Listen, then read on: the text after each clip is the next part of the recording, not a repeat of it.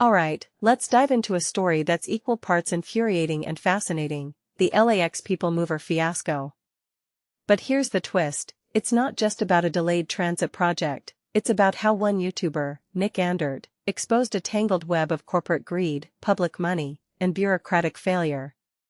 So, buckle up, because this is a wild ride. First, let's set the stage. If you're not from LA, you might not fully grasp the hell that is navigating LAX.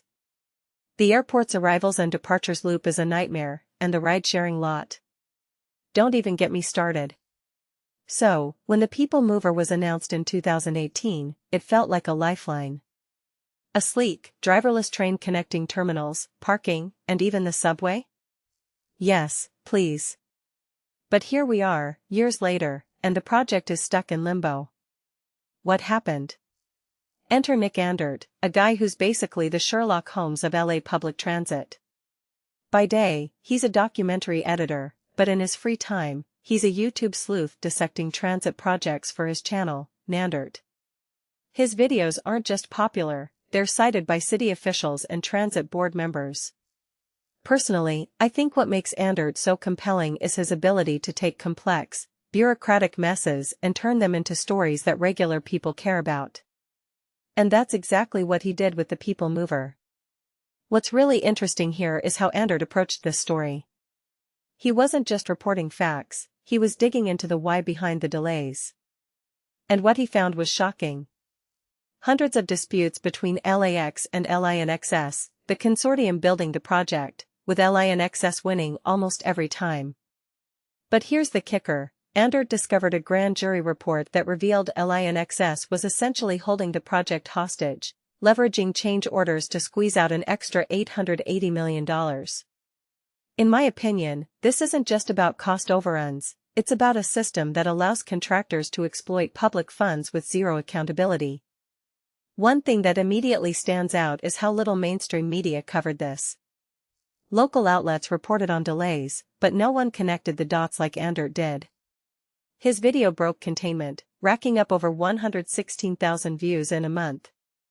Why? Because he didn't just explain the problem, he made it personal.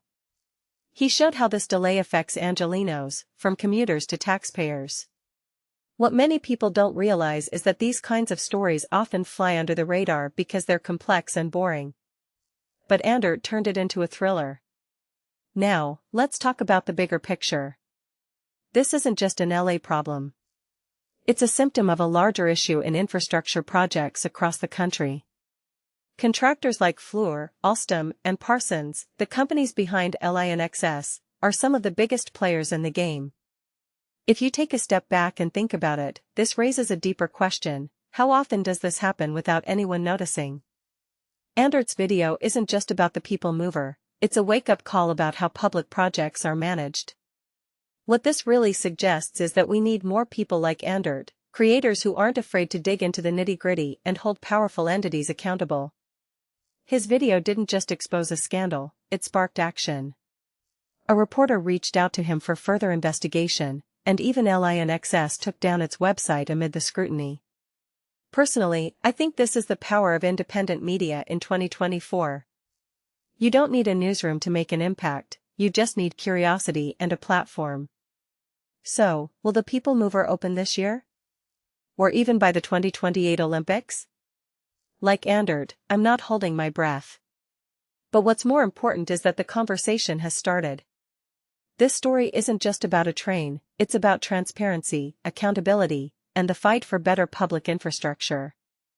And that's something we should all care about. Here's my closing thought: what if every city had a Andert? Someone willing to dig into the messes no one else wants to touch. Imagine how much more informed and empowered we'd all be. Let me know what you think in the comments. Is this a one-off story, or is it part of a bigger trend? Let's keep the conversation going.